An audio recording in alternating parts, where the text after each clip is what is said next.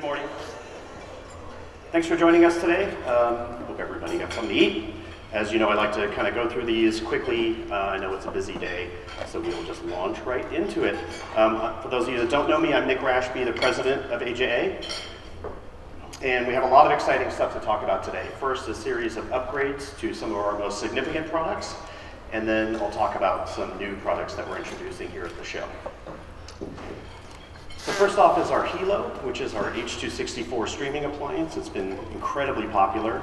We just got sort of the seal of approval from Amazon Web Services as part of their compatibility program. So people that are using Hilo to create content for Amazon or streaming to Amazon now have the good feeling that it's all going to work just fine. We have a new version 4.0 update for Hilo with some customer requested features like this AV mute, which allows users to upload a custom graphic if loss of signal or beginning of a show or tail of a show, event logging, some expanded language support. So just kind of maturing the product and listening to customers and continuing to upgrade it. This will be available next month as a free upgrade for all of our Hilo users. These are two of the new interfaces that are in the web-based UI that it serves up. Event logging for people that do want to keep track of what's happening, and this AV mute graphic upload where you can just simply choose a graphic and upload it to the box. So just some little nice new features. So Hdr Image Analyzer we introduced at IBC, and it's been an incredibly great product for us. Another partnership with our good friends at ColorFront. Hdr Image Analyzer is an analysis tool for HD and 4K HDR work. It's really been an incredibly good tool. There's its first update we're introducing here at the show, a version 1.1 update. And again, listening to customers and sort of maturing the product. We have a new web-based UI, remote desktop support, and these other features as well. So the remote desktop support is really important for people in a facility that need to talk to the box from across the facility. And because remote desktop has clients on Mac, Windows, Linux, iOS, Android, you can talk to it from any of those devices. Those are actually images of the box being served up to tablets, which is pretty cool. And a new web browser-based UI. To be able to update the box, to be able to create and send error logs to people, and also do screenshots anywhere on the network and send them to people. Screenshots of UI you can send to a producer or to your colorist if you're prepping something for them. And this works on standard web browsers. So that's a pretty nice new feature as well. So this 1.1 update will be a free update for all of our Hdr Image Analyzer customers. And again, this has been a great product. We've sold it all over the world. And as a special treat today, we have our friend Rory Gordon from Arsenal. And Arsenal is one of our good customers in Santa Monica. And Rory is a senior colorist there. And she's going to talk a little bit about how they use Hdr Image Analyzer. Take it away. Thank you, Nick. Yeah, so my name is Rory. I, as I said, work at Arsenal Effects Color in Santa Monica. We have a number of HDR shows there. Personally, I have experience on about 90 episodes of HDR content. That'll be actually closer to 100 after the current season that I'm working on. 3 shows that we have are shooting in HDR10. They've shot 2 seasons each. We have 2 shows shooting in Dolby Vision, and then 1 show that's monitoring with onset HDR using the FS HDR, so another product that we use that's been really influential in how people are photographing HDR. So the image analyzer we have 2 main uses for at Arsenal. That would be just normal workaday HDR grading, and then also for evaluating new color science and workflow. When we're using the image analyzer on our everyday HDR passes, it's great because the setup options are really simple. And when you're switching between SDR and HDR, you are directed to pick a color space at the same time. And because HDR deliverables can have so many different flavors. It's really helpful with when we're directed to pick those options at the same time, lest they be overlooked. For example, you know, if you have a show that's delivering in P3 versus Rec 2020, it's nice when you're switching between SDR and HDR, you have to choose that to start with. And then the same thing with resolution options. You have to pick the correct encoding scheme at the same time, although it's fairly obvious because it doesn't work if you have it wrong. So we also have the waveform vector scope tools that we would expect, plus the nit level and gamut warnings, which are really helpful for QC, especially as QCers, especially in the last couple of years, as QCers are getting material, there are times when we don't necessarily know what to look for because there's it's new content. So for us to be able to look at those gamut warnings and roll off stuff that's at the top of that might just flag a QCer, that lets them know that we have looked at everything, we've watched everything. So if something goes up really high, yes, that was the creative intent. So another tool that's really helpful is the false color picture mode with gamut. That enables us. So like I've mentioned, the Chromaticity Diagram is a very, very useful tool. Chromaticity Diagram, for those of you who don't know, is a 2D abstraction of CIE color information. It's X and Y coordinates. It's based on spectral power distributions, very specific and hopefully universal.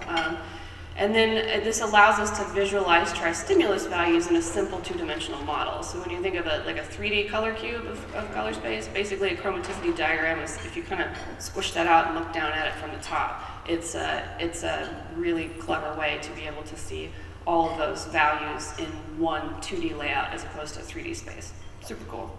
So that's pretty much what I have. The most useful features are the simple choices for setup and being forced to consider all of your correct parameters, nit level and gamut warnings, gamut false color, and the chromaticity diagram, which is an excellent tool. So I'm happy to use it. Thanks.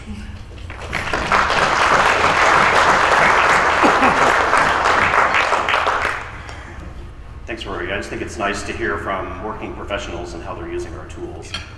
We learn a lot from it. Hopefully there's some nuggets of stuff for you guys as well. Thank you for taking the time today.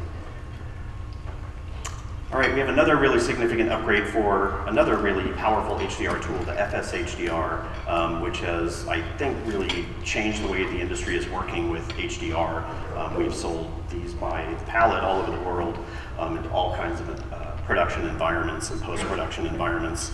So we have a new version 3 firmware update with some new modes that I'll detail, updated BBC LUTs, and expanding on this LUT box capability that the product has. So first let's talk about film mode. So film mode is a new new set of operations in the box that allows FS-HDR to be used on set for real-time camera preview to assist with look and the ultimate look of the production. As part of this mode, there's a new ACES color space. We support now the ASE CDL, the color decision list controls. There are these look selections that I'll talk about in a minute, and some other features as well. So look is very interesting. Look is a series of predefined LUTs, basically, that you can call up in the box to be able to assign film-like look to your signals, like AGFA or Ektachrome or Fuji or all the, there's even more than this list. So it can either be a starting point for a DP or a DIT to get a certain look on set, or to maybe get a preview of how they want it to look in post, or assign that right there before it gets recorded. So really an interesting tool, and they can call these up, use them as they are, or call them up and continue to tweak it. This is a pretty cool feature, I think. As I mentioned, we also have ACES support now. So for higher end productions that are using ACES as part of their workflow, the FS-HDR now supports that as well. Another update, a lot of good stuff in here, is for our desktop software, and that's our software package that includes drivers and application plugins for our Kona and IO products. And we have an application called Aja Control Room, which is an ingest and output software. Well, now we have ProRes in there for Windows, Linux, in addition to Mac OS. That really brings a very powerful workflow solution to people that are working on Windows and Linux, and being able to bring in the ProRes codecs, the entire family of codecs, all the way up to XQ44444, too many fours. And you can even do all the way up to 8K ProRes with our Kona 5 card, ingesting and output from directly within Control Room. So really a very powerful 8K enabler as well. Some nice updates for our Thunderbolt 3 based IP video products, like the IOIP and our box that we built for Avid, the DNX IP. So we now have SMPTE 2110 support within those two products, as well as some advanced ANTS data stuff as defined in 2110 as well. And that really puts the Kona IP and the IOIP now on sort of feature parity, because they both now support uncompressed 2022-6 as well as 2110. And we have a new application to kind of help with some of the control and discovery in an IP environment, just a little NMOS application that comes free as part of the installer. And kind of the last big feature on this update is really putting in some very powerful 8K stuff. We can do 8K capture and playback from directly within Aja Control Room. That's that free application that I mentioned before. And our control panel allows you to configure all those different parameters associated with how you're working in 8K. We had 8K support in our SDK, and so companies like Colorfront and others were showing 8K as early as last year with our products, but now it's in our retail products as well, and we've sort of improved that experience, that 8K experience for our developer partners within our SDK. Pretty happy about that. We have a new piece of hardware to support 8K workflows. So new here at the show is this card called the Corvid 4412G. It is an 8K or multi-IO 4K card with the latest PCIe technology. So it's 4 12G SDIs in or out that are bidirectional. So it's capable of up to 8K 60p or up to 4 channels of 4K 60p. So an incredible amount of processing in a very compact package. It's a very small card, and in fact we even have a low profile version that enables you to put it in blade servers, 1RU servers, and I believe we're the only 8K card out there that has that capability of as a low profile card. So really a lot of very advanced stuff packed into this little card. And some news around IP video. We have our existing products, the Kona IP, the IOIP. We have mini converters that we've introduced along the way. Now all of them support SMPTE 2110. Some of them support compressed formats. We have a really well-rounded IP story.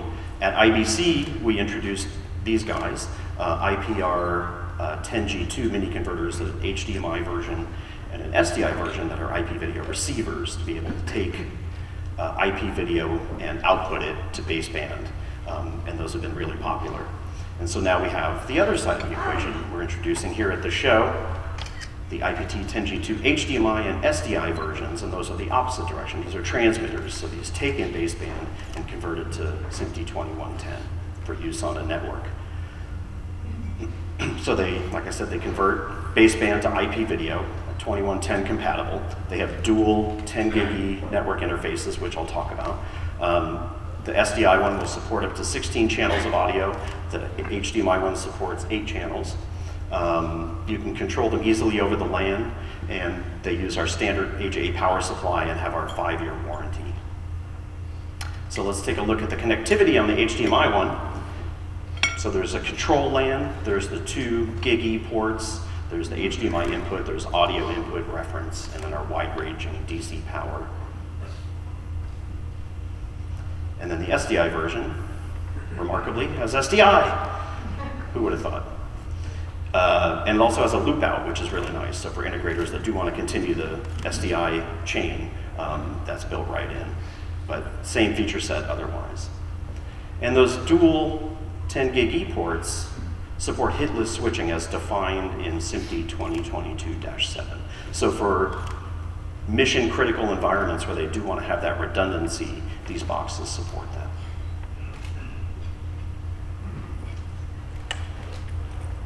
And all driven from our web UIs, which are just so popular. It has a 1 gig ELAN port and serves up its little web UI to any web browser. And we also support the latest control protocols, industry standard protocols, NMOS and Ember Plus. So really, these are really ready to be put into the latest IP video environments. So with these and our previous introductions, you now have the ability to bring in baseband, use it around a SMPTE 2110 network with other compatible devices from other companies and get all the benefits of an IP video workflow, and then at the endpoints either output it back to baseband for display or for relaying to a digital recorder, or who knows. But these are really going to be very popular combination of boxes to place around a facility. And they are both $12.95, which is the same price as the receivers, so easy for people to remember, and these will both be available next month. So we're pretty excited about those. We have a lot of news around OpenGear. So a few years back, we got into the OpenGear game, and it's been a really, really healthy business for us. And so we continue to develop new products around that. We have a whole host of new OpenGear cards here at the show, from embedder, disembedders, to distribution amplifiers, fiber, lots of fiber solutions. All of these are available now. And that's, except for the one that says May. Let's leave that up there for a second. And then we have multi-mode fiber versions as well. For multi-mode is very popular in some environments like universities and other arenas, and we have solutions for them as well on our fiber cards. All right, and we have some other news. Key Pro has been a great product line for us. It was the first device to record ProRes in hardware as a standalone device, as a digital recorder, and we kind of created that whole segment of the industry of these ProRes-based digital recorders. So we have a new one now that deviates a little bit from that, called the Key Pro Go. It's new here at the show. And it's an H.264 recorder that has a lot of amazing features to it, and I'll, of course, bore you to death with each one of them. The first is, it's a multi-channel H.264 recorder that can do up to 4 channels of 1080p 60. Has a lot of very unique and helpful video and audio connectivity, which I'll detail, and Genlock-free inputs, which I'll also talk about. So these are H.264 files. Again, the Key Pros are generally known to be ProRes or Avid DNX codec boxes. So this is the first time we've done something different. So this is targeted at a lot of the Pro AV community, and that's really who we talked to for a few years in defining what this box should be and addressing their specific needs. Not to say it couldn't be used in other environments as well, which I'll talk about. But these are standard H.264 files that are compatible with a wide array of stuff. So anything that works with an MP4.mov file, phones, tablets, every application on every OS, this is just normal stuff, nothing proprietary here. We have selectable quality levels and up to 25 megabit bit rates. Uniquely, we support 10-bit 422 as well, where most H.264 devices out there are 8-bit 420. And you can do assignable quality settings per channel. And I'm going to start talking a lot about the flexibility of this box, because there's a lot of flexibility for the user per channel to have different profiles and different things happening. Records to standard USB media. That's a first for us as well.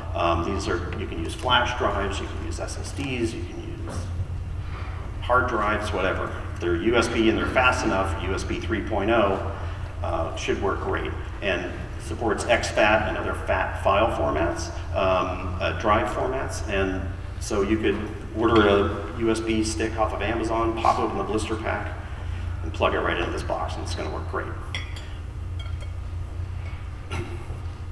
So you could plug 4 USBs in the front. There's actually a 5th one in the back as well. And you could do ISO records of maybe 4 incoming cameras to the 4 USBs, and then you could do all the channels recorded to the 5th in the back with a different H.264 profile per input. Or you could have all the channels going to any USB device, any USB port, and with, again, different recording profiles. And I will talk more about that. So the front is familiar for people that know Key Pro. It's a larger, higher resolution screen now. Transport buttons, which is important to a lot of people to have actual physical buttons instead of just a touch screen. Production environments, they don't always like touch screens because you can make a mistake, and buttons are a little harder to do that with. Here's the back. So 4 3G SDI inputs, and as well as 4 HDMI inputs, and you can configure each input channel to be either 3G SDI or HDMI, so you can have a combination of inputs as you're recording up to 4 channels. There's 5 SDI outputs as well as an HDMI output. There's an Ethernet port to serve up the web UI as well as other features. Dual redundant 12-volt power supplies using standard 4-pin. That's really important in environments, live production environment, and somebody kicks the power cord out, well, you have a second one, or the power supply blows up, or who knows what happens. But we're putting pro features into sort of this AV application box. There's the 5th USB, RCA audio monitoring outputs, 2 balanced XLR analog audio inputs, and reference as well. And so on the audio side, you can get 2 channels of embedded audio per input, either on SDI or HDMI. The XLRs are mic line and phantom power switchable. So again, sort of pro features. And each input you can choose either follow the video and record the embedded, or please record the audio coming in from the analog inputs. This is a really nice feature we call matrix monitoring. So the HDMI and the SDI monitoring outputs that were on the back, each can deliver up to a quad split on each port. And they're both active at the same time, so you could have a quad split on one and a full on the other, or both as quad splits, or again, this configurability in this box. So you could have 4 recording channels and not have to have 4 monitors to see what's going on. You can do a quad split on either an HDMI device and or an SDI device. And has our standard web browser UI, which I talk about constantly because most of our stuff has it. It's very convenient. So, simplistic diagram, if I have 4 cameras coming in, I have audio coming in maybe from a mixer board, listening to it on headphones on the jack on the front. I'm running SDI or HDMI out to a display, maybe doing a quad split on it, recording to 4 USB drives, and recording to a 5th one on the back as well. A nice new feature that is a first for our Key Pro products is we have Genlock-free video inputs now. So in a Pro AV environment, or a lot of production environments, you might not all have matched equipment. They might all not be externally locked to each other, Genlock together. So now they don't need to be. You can have different kinds of devices coming into the box, and it acts like a frame sync and then moves that video over to the drives. So we have recording mapping. I'm going to talk a little bit about this. So this is part of the flexibility of the box. So that's a slice, a close-up of the web UI. And so just as an example, on channel 1, I could say, channel 1, I would like it to go to USB port 5. I would also like it to go to USB port 1. So I have the redundancy on 5, I have the main going to 1, I can have any combination, and I can do this on every channel of video coming in. Very, very interesting options for the customer to be able to do lots of different recording styles. Sorry, I'm stumbling on my words there. So as an example, you have 4 cameras coming in, going to the Key Pro Go.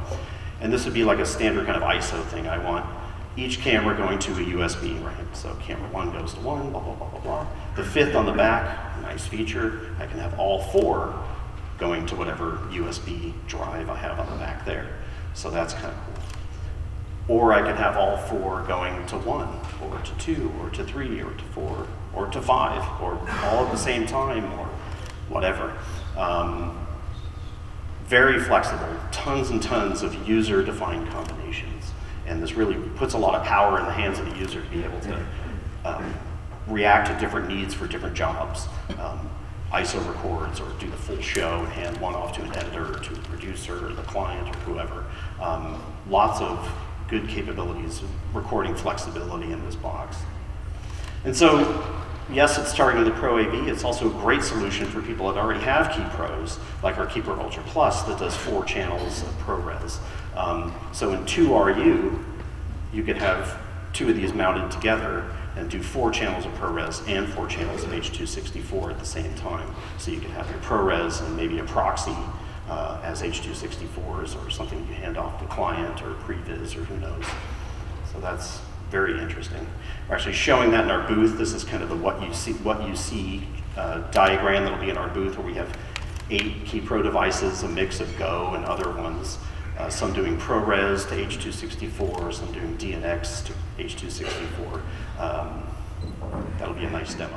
So the KeyPro Go is $39.95 and will ship this June. We have it in our booth. It's doing its thing, and we're pretty excited about it. And so that rounds out our product introductions. We have a new website that's getting turned on in about 10 minutes, and that some new navigation and new look to it. We have some great new ads that you'll see in the daily, and hopefully in some of your publications as well, for all of our new products. A 2-page spread, a bunch of single full page as well. And our booth is SL2416 in South Lower Hall. Please come by. We have that 8K demo. All of our new products are on display. We have a great company, TAG, which makes very interesting IP video multi-viewer technology using our mini converters to drive that, our IP mini converters. So really some interesting demos going on in there. And so here's just a summation of what we talked about today. We have our upgrades for the Hilo, the Hdr Image Analyzer, the FSHDR, our desktop software. Lots of really great new features. And then our new hardware introductions, from the developer Corvid card to the IP mini converters, that whole host of open gear cards, and of course the really cool new KeyPro Go. So, if you want more news, because you just didn't get enough, you can follow us on social media, and we'll be posting stuff there all along the show as well. So thank you for your time this morning, and we'll see you at the show, and have a great NAB.